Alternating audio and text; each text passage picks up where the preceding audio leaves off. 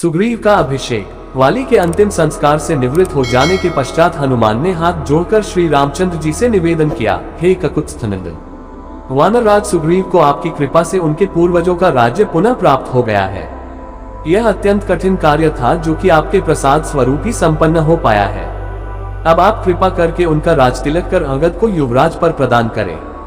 हनुमान की प्रार्थना सुनकर राम बोले, हनुमान सौम्य, मैं पिता की आज्ञा का पालन करते हुए वन में निवास कर रहा हूँ, अतः 14 वर्ष की अवधि पूर्ण होने के पूर्व किसी नगर अथवा ग्राम में जाना मेरे लिए उचित नहीं है।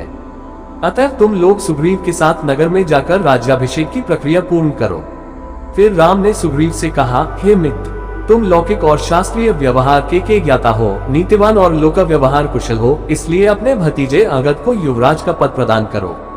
वह तुम्हारे ज्येष्ठ भ्राता का पुत्र ही नहीं है, पराक्रमी और वीर भी है। कुछ दिन तुम लोग राज्य में रहकर शासन व्यवस्था को सुव्यवस्थित करो और प्रजा की भलाई में मन लगाओ। श्रावण का महीना आ गया है और वर्षा की ऋतु का आरंभ हो चुका है, अतः 4 मास तक सीता की खोज संभव नहीं है। वर्षा की समाप्ति पर जानकी की खोज कराना।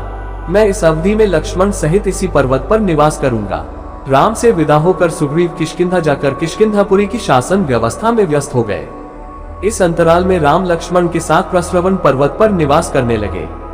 एक सुरक्षित कंदरा को कुटिया का रूप देकर वे लक्ष्मण से बोले, हे भाई, हम वर्षा ऋतु यही व्यतीत करेंगे।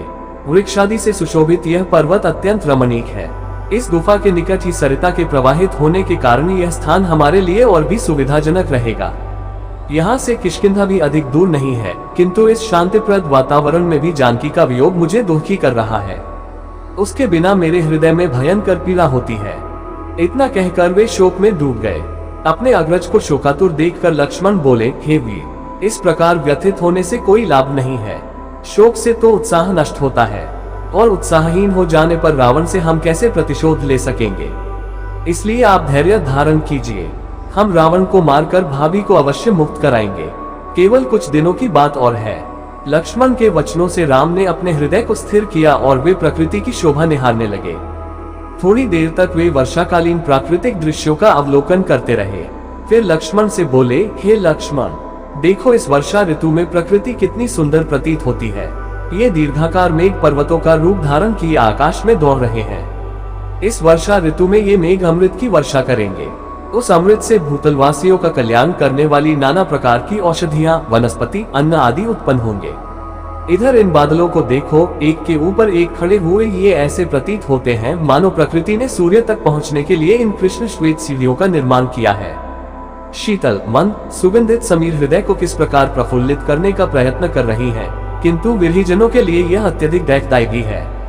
उधर पर्वत पर से जो जलधारा बह रही है, उसे देखकर मुझे ऐसा आभास होता है कि सीता भी मेरे वियोग में इसी प्रकार अश्रुधारा बहा रही होगी। इन पर्वतों को देखो, इन्हें देखकर लगता है जैसे ब्रह्मचारी बैठे हों। ये काले काले बादल इनकी मृगछालाएं हों, नद नाले इनके यज्ञोपवीत हों और बादलों की गंभीर गर्जना वेद मंत्रों का पाठ हो। कभी कभी ऐसा प्रतीत होता है कि ये बादल गरज नहीं रहे हैं, अपितु बिजली के कोड़ों से प्रताड़ित होकर पीड़ा से कराहते हुए आर्तनाद कर रहे हैं। काले बादलों में चमकती हुई बिजली ऐसी प्रतीत हो रही है मानो राक्षस राज रावण की गोद में मूर्छित पड़ी जानकी हो। हे लक्ष्मण, जब भी मैं वर्षा के दृश्यों को देखकर अपने मन को बहलाने की चेष्टा करता हूँ, तभी मुझे सीता का स्मरण हो आता है। यह देखो, काले मेघों ने 10 दिशाओं को अपनी काली चादर से इस प्रकार आवृत कर लिया है जैसे मेरे हृदय की समस्त भावनाओं को जानकी के वियोग ने आच्छादित कर लिया है। इस वर्षा ऋतु में राजा लोग अपने शत्रु पर आक्रमण नहीं करते, गृहस्थ लोग घर से परदेश नहीं जाते। घर उनके लिए अत्यंत प्रिय हो जाता है। राजहंस भी मानसरोवर की ओर चल पड़ते हैं। चकवे अपनी प्रिय चकवियों के साथ मिलने को आतुर हो जाते हैं और उनसे मिलकर अपूर्व प्राप्त करते हैं। किंतु मैं एक ऐसा अभागा हूँ जिसकी चकवी रूपी सीता अपने चकवे से दूर है। मोर अपनी प्रियाओं के साथ नृत्य कर रहे हैं। ऐसा प्रतीत होता है कि बगुलों की पंक्तियों से शोभायमान जल से भरे श्यामवर्ण मेघ मानो किसी लंबी यात्रा पर जा रहे हैं। वे पर्वतों के शिखरों पर विश्राम करते हुए चल रहे हैं। पृथ्वी पर नई नई घास उगाई है और उस पर बिखरी हुई लाल लाल बीर बहुतियां ऐसी प्रतीत होती हैं मानो कोई नवयौवना कामिनी हरे परिधान पर लाल बूटे वाली बेल लगाए लेटी हो। सारी पृथ्वी इस वर्षा के कारण हरी तिमामे हो रही है। सरिताएं कलकल नाद करती हुई बह रही हैं। वानर वृक्षों पर अटखेलियां कर रहे हैं। इस सुखद वातावरण में केवल विरहीजन अपनी प्रियाओं के वियोग में तड़प रहे हैं। उन्हें इस वर्षा की सुखद फुहार में भी शांति नहीं मिलती। देखो, ये पक्षी कैसे प्रसन्न होकर वर्षा की मंद मंद फुहारों में स्नान कर रहे हैं। उधर वह पक्षी पत्तों में अटकी हुई वर्षा की बूंद को चाट रहा है। सूखी मिट्टी में सोए हुए मेढक मेघों की गर्जना से जागकर ऊपर आ गए हैं और टर टर की गर्जना करते हुए बादलों की गर्जना से स्पर्धा करने लगे हैं। जल की वेगवती धाराओं से निर्मल पर्वत शिखरों से पृथ्वी की ओर दौड़ती हुई सरिताओं की पंक्तियां इस प्रकार बिखरकर बह रही हैं जैसे किसी के धवल कंठ से मोतियों की माला टूटकर बिखर रही हो।